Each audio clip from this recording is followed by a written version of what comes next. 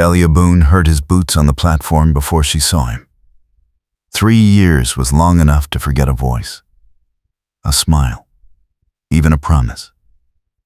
But the sound of a man's tread, that particular weight and rhythm, carved itself into memory like a brand.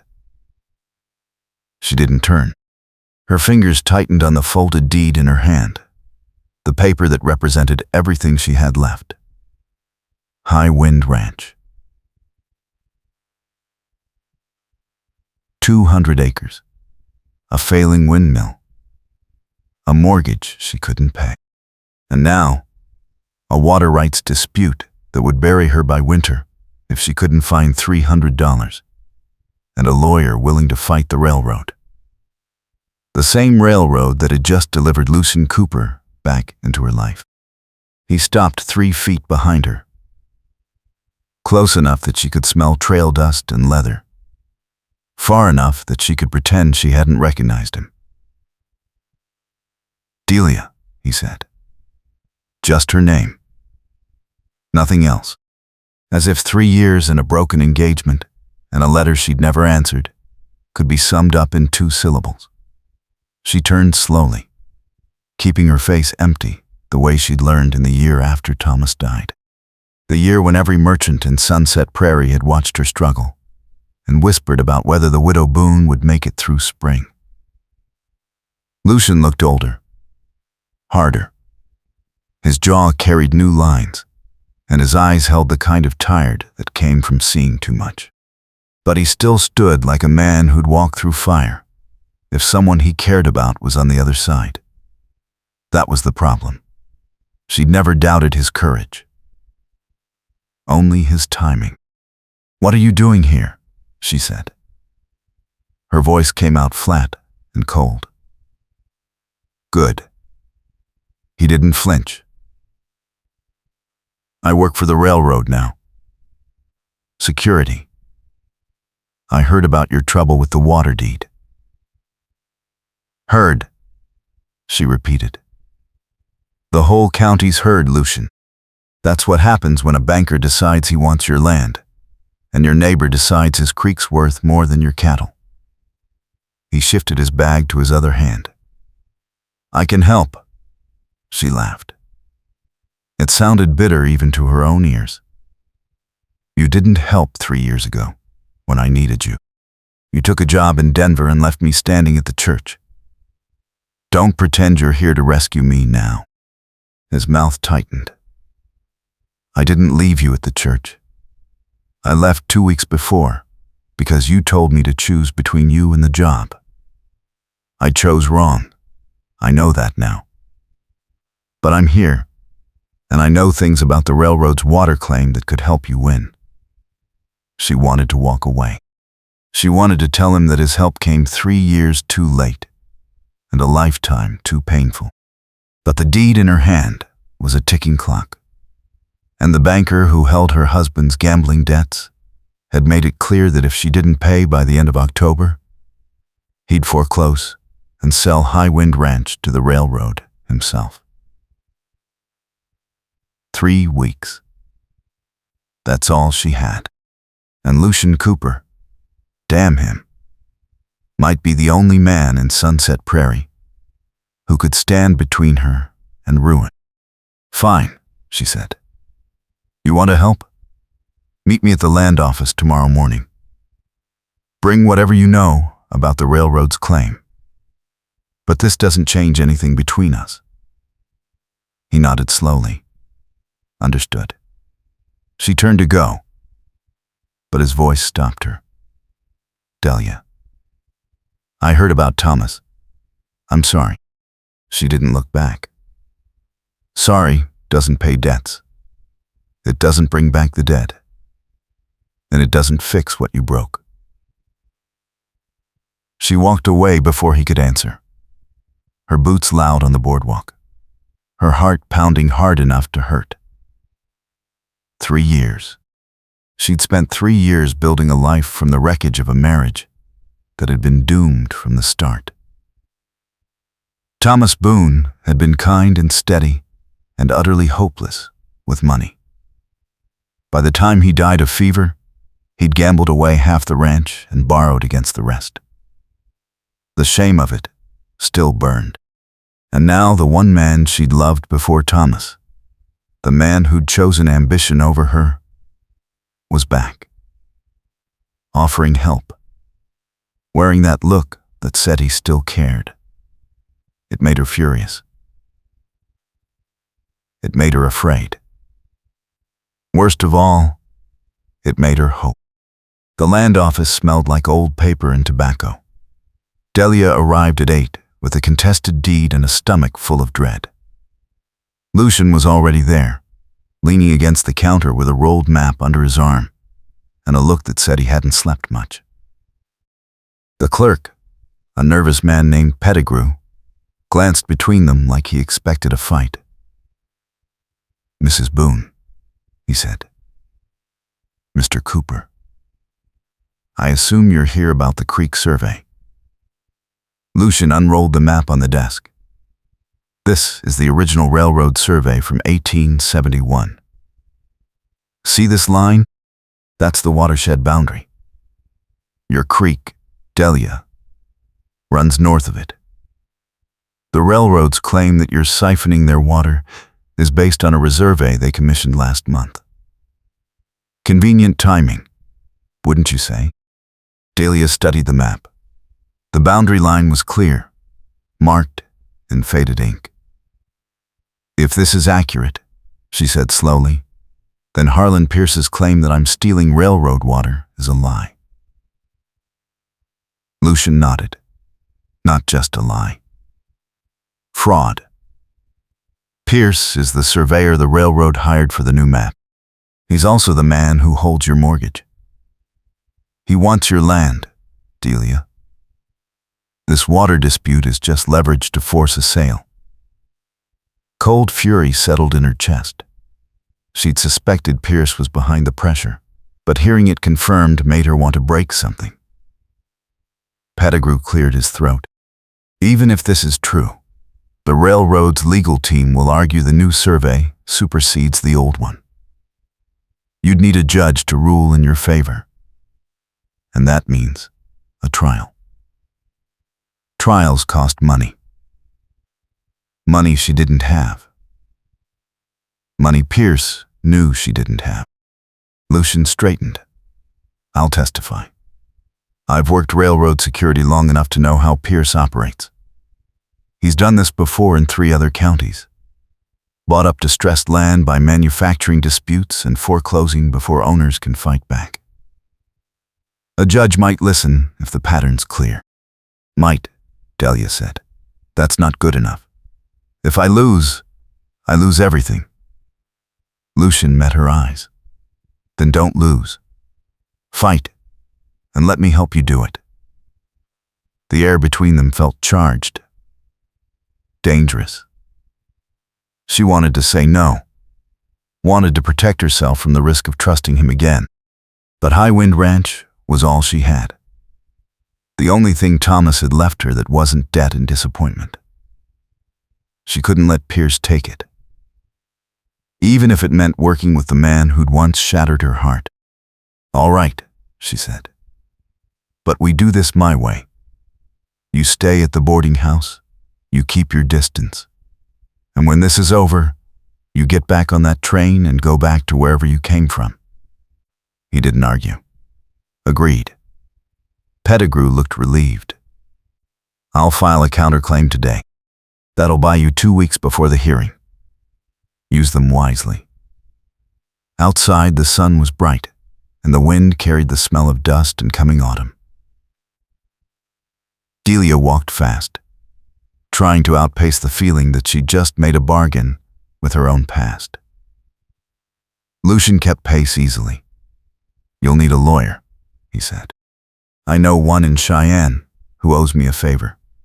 She stopped. "Why are you doing this?" He studied her for a long moment. "Because I owe you 3 years. And because you deserve to keep what's yours." The windmill broke 2 days later.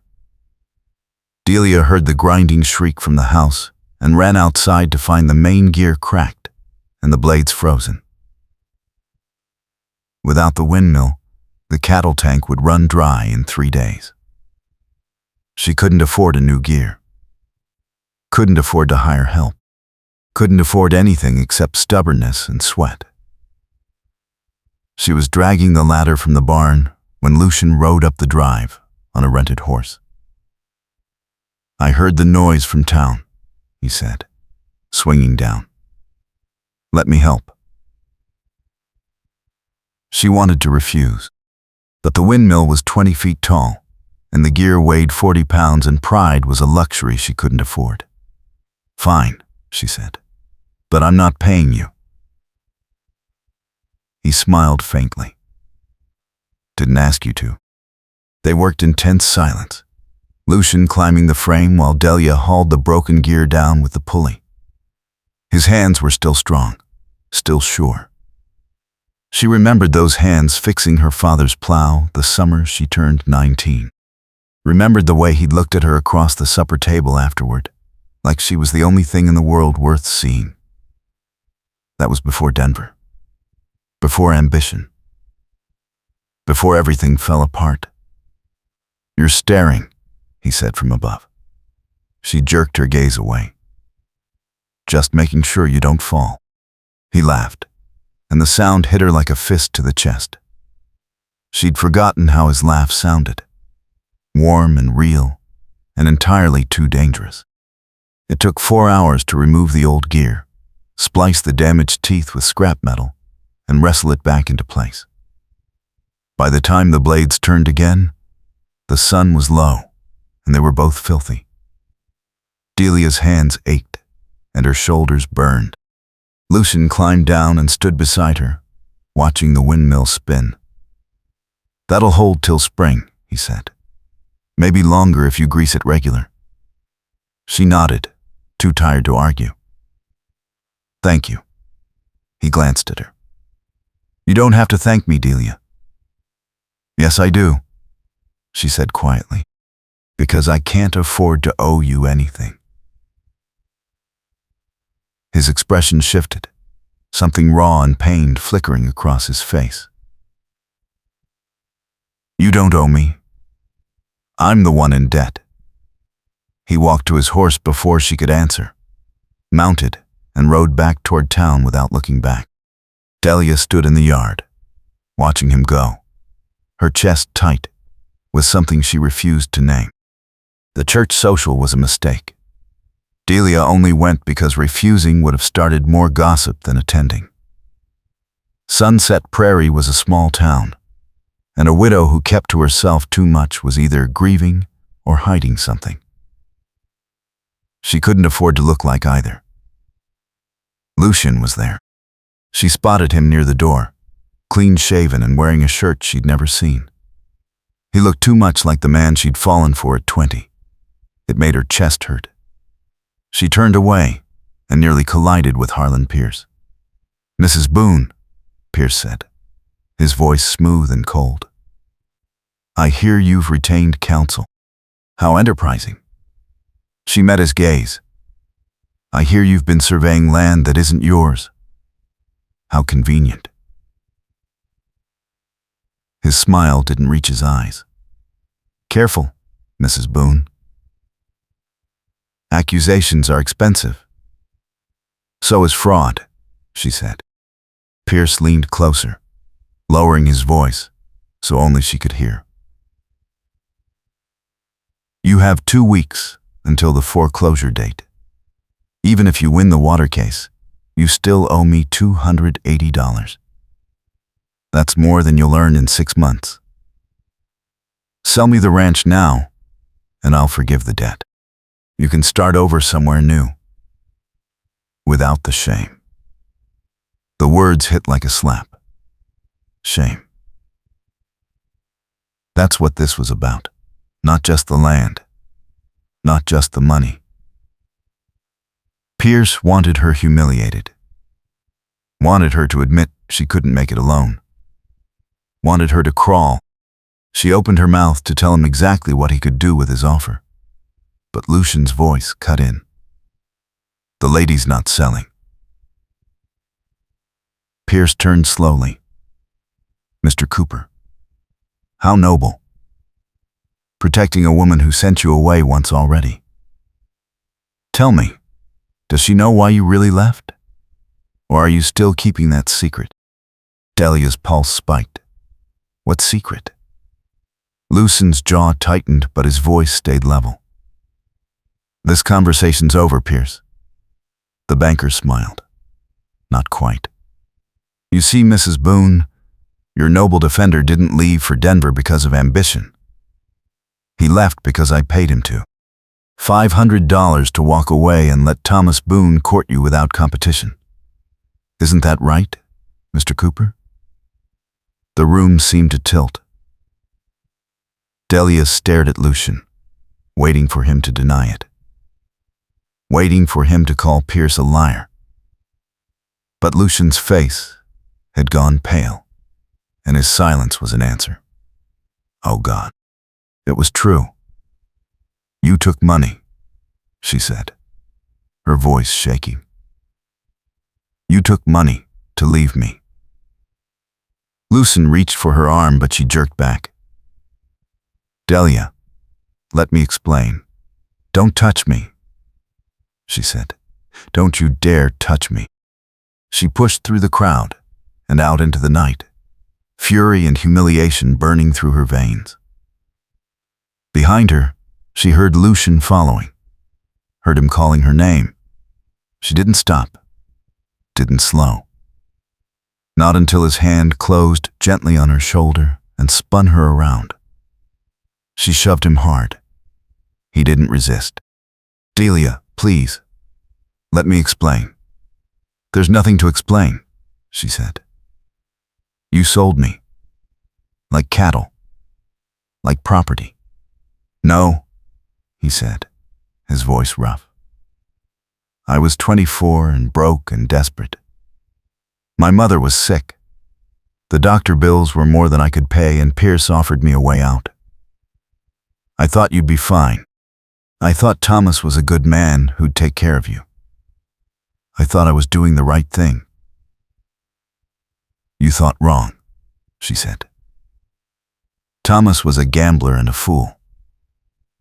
He loved me, I think. But he couldn't stop losing money long enough to keep us fed. And you? You weren't even brave enough to tell me the truth. Lucian's expression cracked. I know. I've known for 3 years. That's why I came back. Not for the railroad. Not for the job.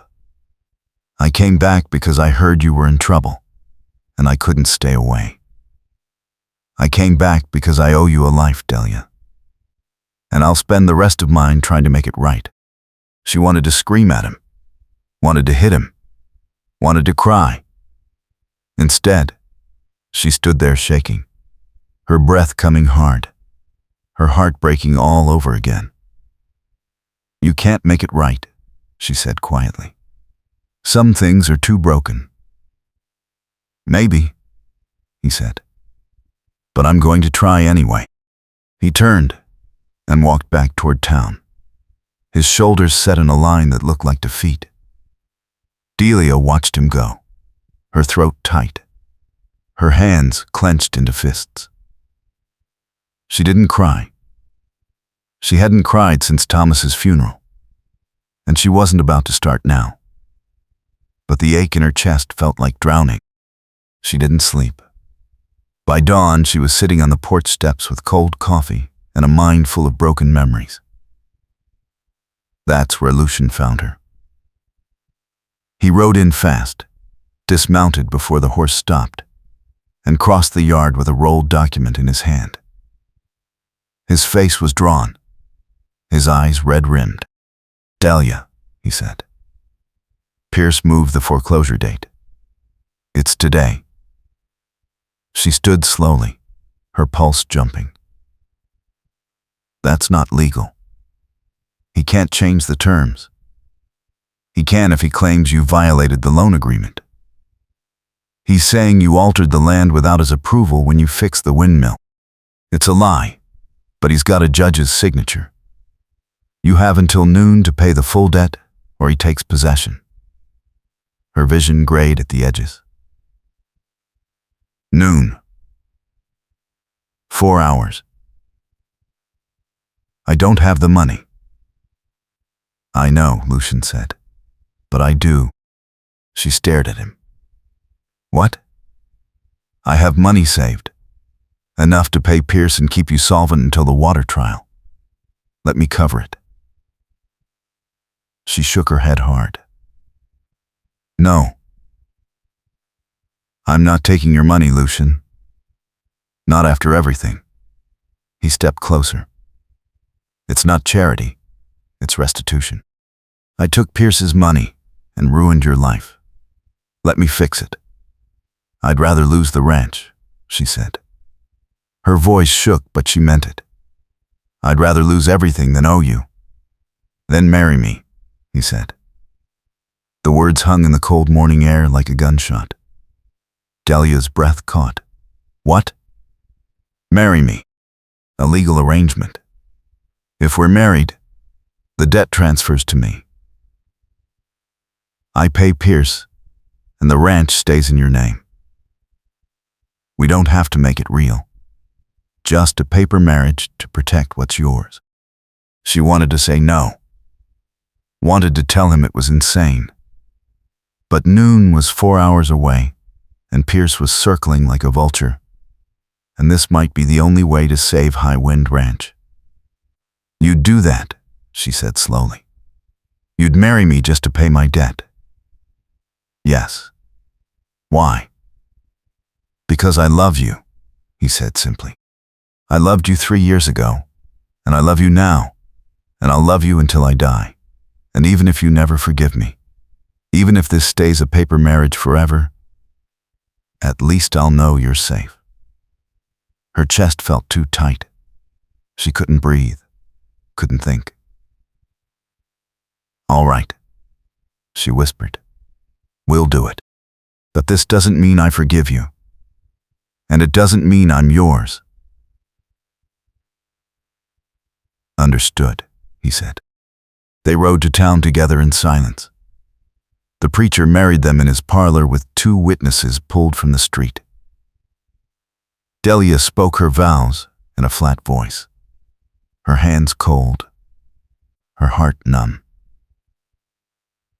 Lucian's voice was steady, but his eyes held a grief that almost broke her. The preacher pronounced them man and wife. Lucian didn't try to kiss her. They walked to the bank in silence. Pierce was waiting in his office, smug and satisfied. Mrs. Boone, he said. Or should I say Mrs. Cooper now? I hear congratulations are in order. Lucian dropped a bank draft on the desk. $280. Paid in full. Pierce's smile faltered. He picked up the draft, studied it, then set it down with a tight nod. Very well. The debt is cleared. But the water trial still stands. And when you lose that, Mr. Cooper, your new bride will have nothing left to fight for. We'll see, Lucian said. They left the bank together. On the street, Delia stopped and turned to him. Thank you. For the money. For this. He nodded. You don't have to thank me. Where will you stay? She asked. The ranch has a spare room. His expression shifted.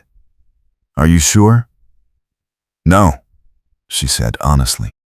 But you're my husband now. On paper, anyway. You might as well be useful. He almost smiled. Yes, ma'am. They rode back to High Wind Ranch side by side, the silence between them heavy with things unsaid. Delia didn't know what she'd just done.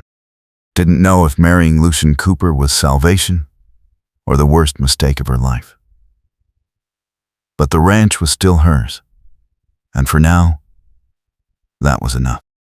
The first week was strange. Lucian took the spare room and kept to himself, except for meals. He worked the ranch like he'd been born to it, fixing the barn door, resetting fence posts, chopping firewood.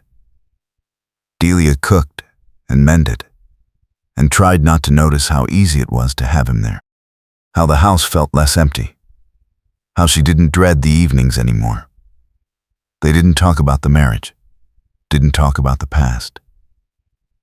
They talked about cattle and weather and the upcoming water trial, and it was almost peaceful, almost normal. But at night, lying alone in her room, Delia couldn't stop thinking about the way he looked at her, like she was something precious he'd lost and found again, like he'd wait forever if that's what it took. On the 8th day, a stranger rode into the yard. Delia was hanging laundry when she heard the horse. She turned and froze. The man was tall and blond, with a scar across his cheek and a gun belt slung low. He dismounted slowly, his eyes on the house. "Ma'am," he said, "I'm looking for Lucian Cooper." She didn't like his tone, didn't like the way he moved, careful and predatory. "He's not here." The man smiled. "That's a lie. I saw his horse in the barn. Tell him Daniel Frost is here. Tell him we have unfinished business." Lucian appeared in the barn doorway, his face gone hard. "Frost, I thought you were still in Denver."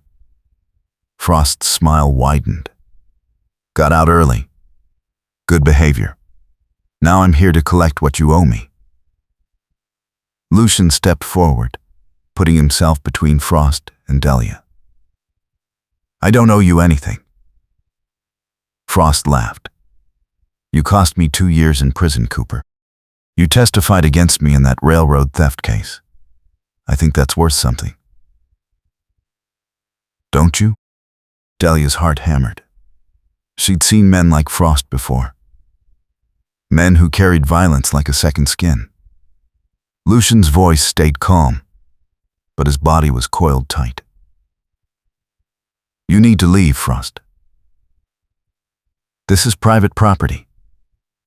Frost's hand drifted toward his gun. "I'll leave when I'm ready, and maybe I'll take something with me.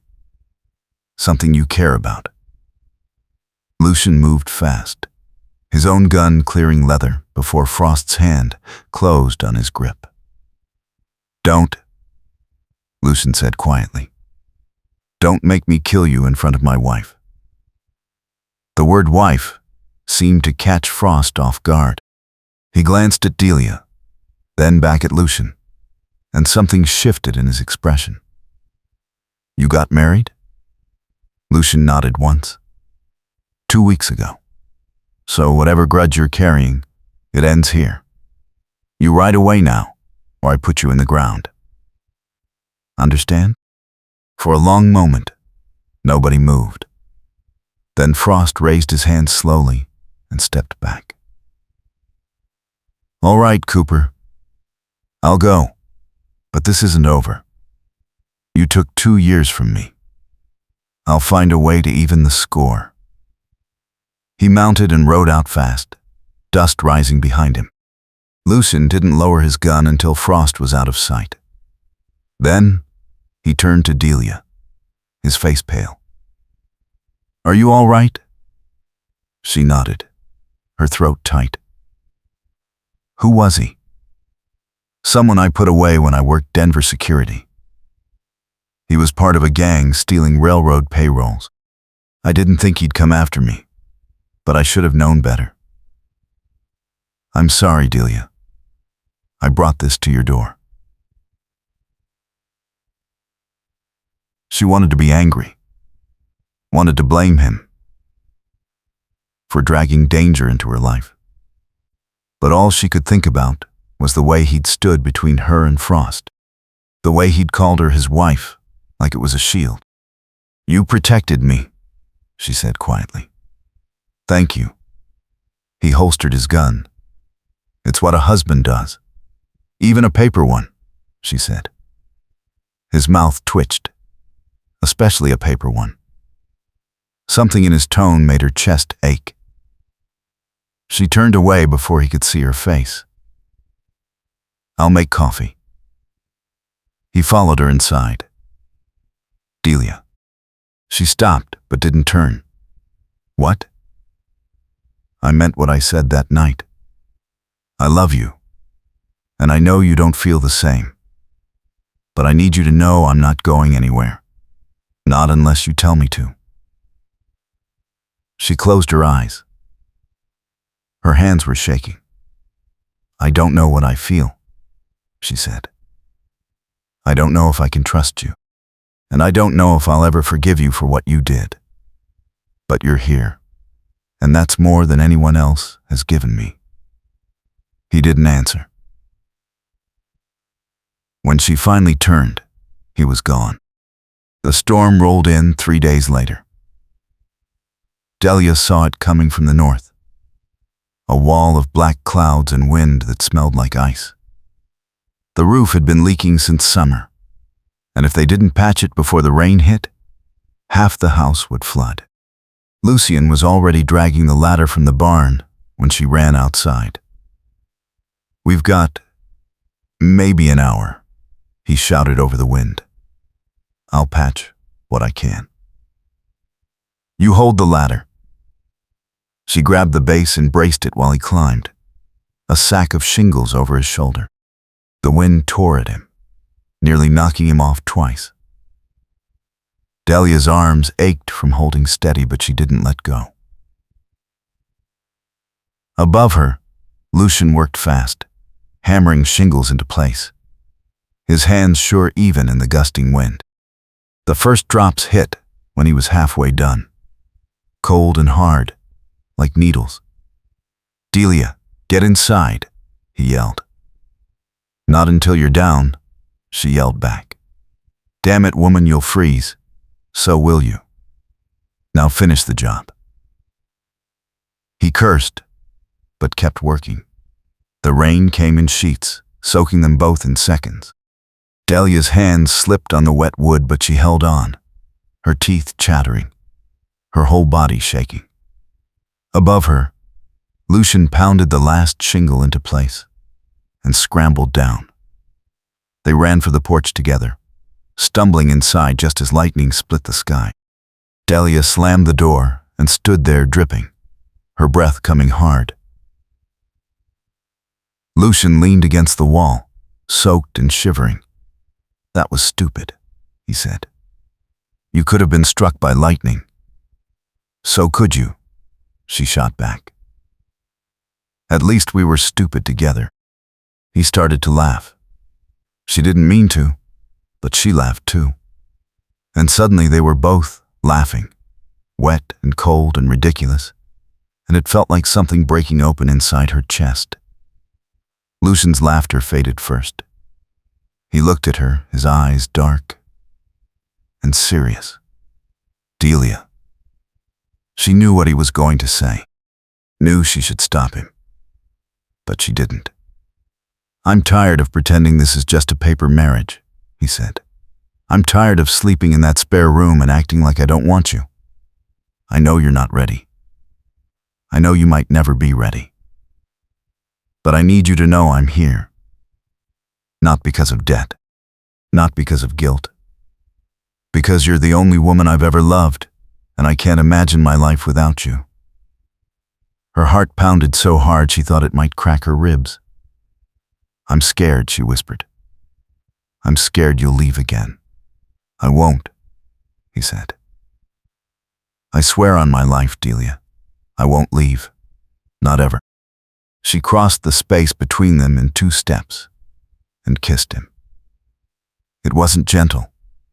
It was 3 years of anger and grief and longing crashing together all at once. He froze for half a heartbeat. Then his arms came around her, and he kissed her back like she was air, and he'd been drowning. His hands tangled in her wet hair, hers fisted in his shirt. The world narrowed to the heat of his mouth and the solid weight of him, and the way he held her like she was precious. When they finally broke apart, they were both shaking. I'm still angry, she said breathlessly. I'm still hurt, and I don't know if I can ever fully trust you again." "I know," he said, "but I'll spend the rest of my life earning it back." "Promise me," she said.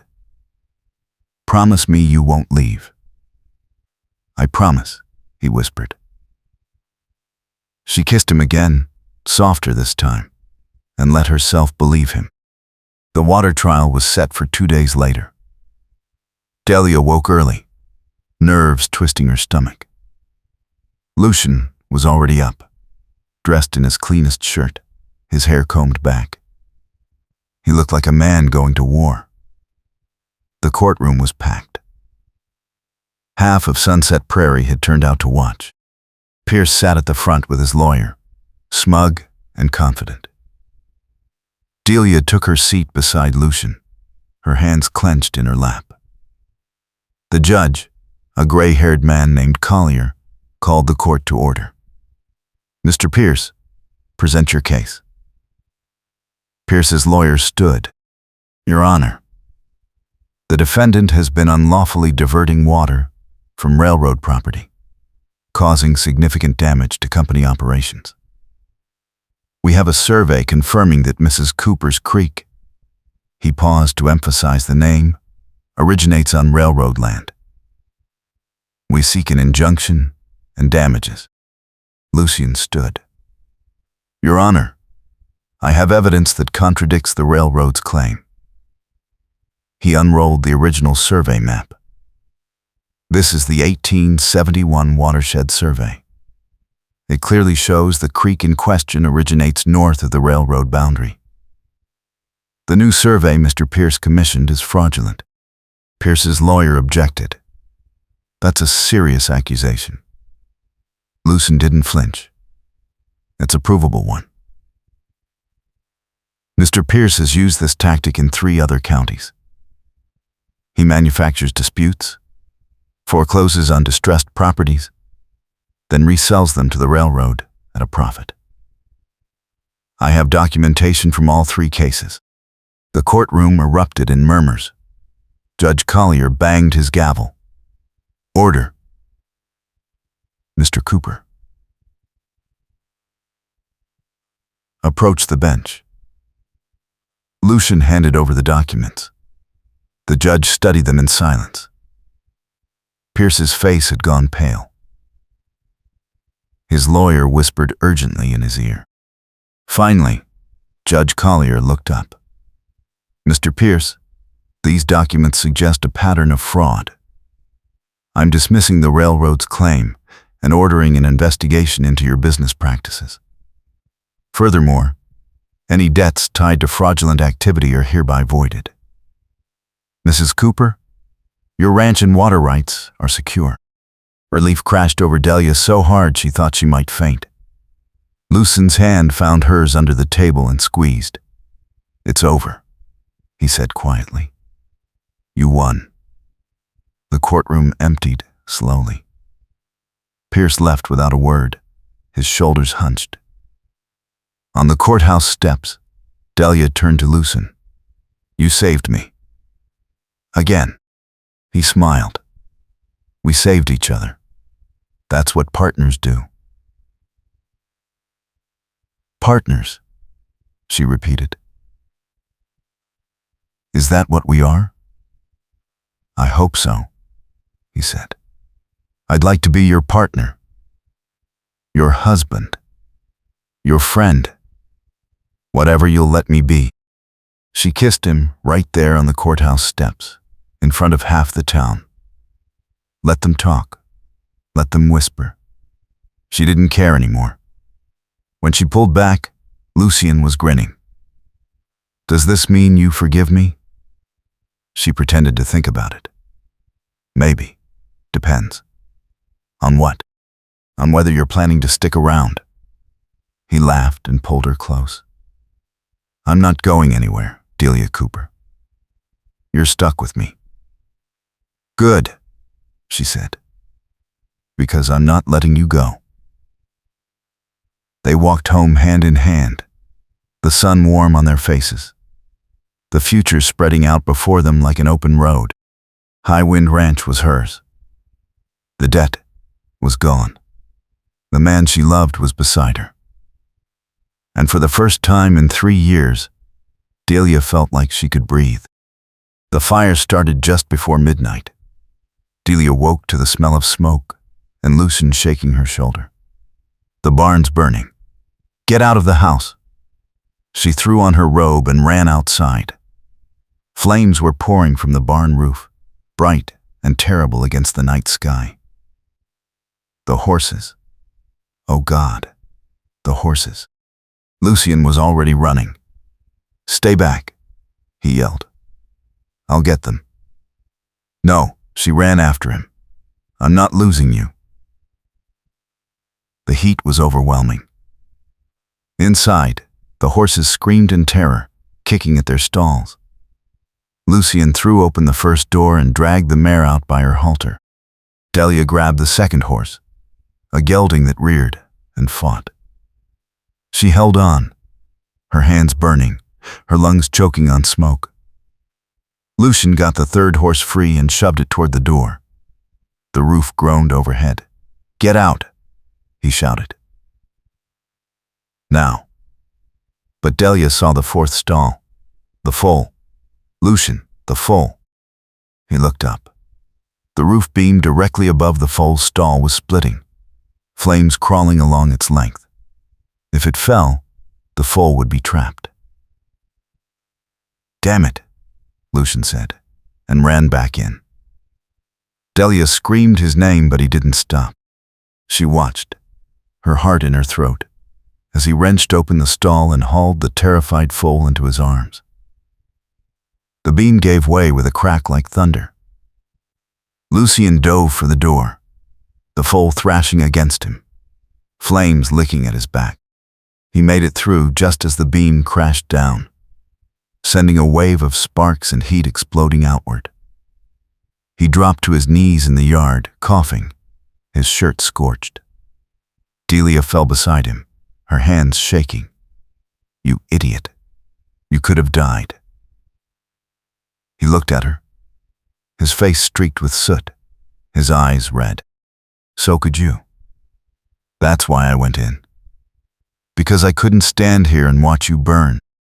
The barn burned through the night. By dawn, only the frame remained, black and skeletal against the pale sky. Delia and Lucien sat on the porch steps, exhausted and filthy, watching the smoke rise. I'll rebuild it, Lucien said. We'll rebuild it, she corrected. Together. He looked at her. Together. She leaned her head on his shoulder. I love you. I should have said it sooner. I should have said it the day you came back. But I was so scared of losing you again that I couldn't let myself feel it. His arm came around her, solid and warm.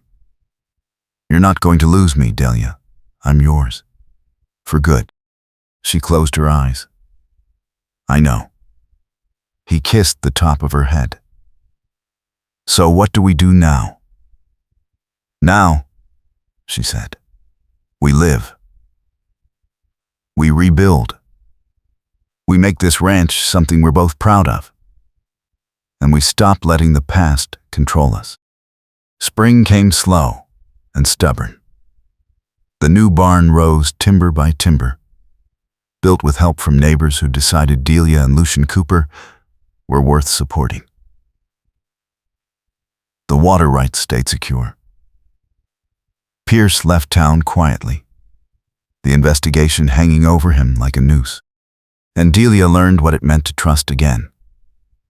Not blindly, not perfectly, but enough. Enough to wake up beside Lucien and not wonder if he'd be gone by morning. Enough to plan a future that included both of them.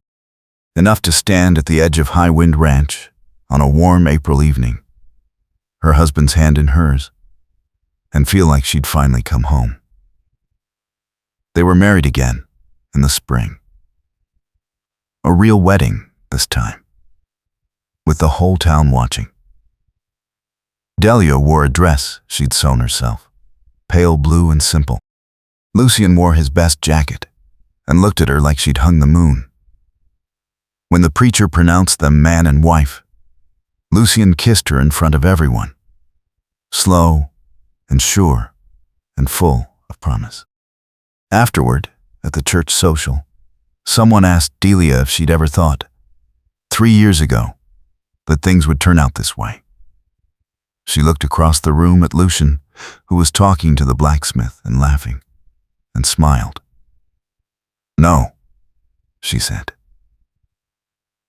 "But I'm glad they did, because sometimes the thing you lose is the thing you were always meant to fight for.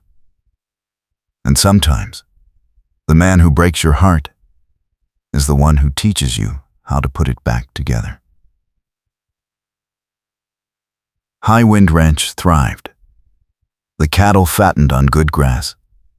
The new barn stood solid and tall, and every night, Delia fell asleep beside the man who'd come back for her, the man who'd stayed, the man who'd promised her forever, and meant it. The past didn't disappear. The scars didn't fade. But they learned to live with them, learned to build something stronger than what they'd lost, learned that love, real love, wasn't about perfection. It was about showing up, about choosing each other, about holding on even when it hurt. And in the end, that was enough, more than enough. It was everything.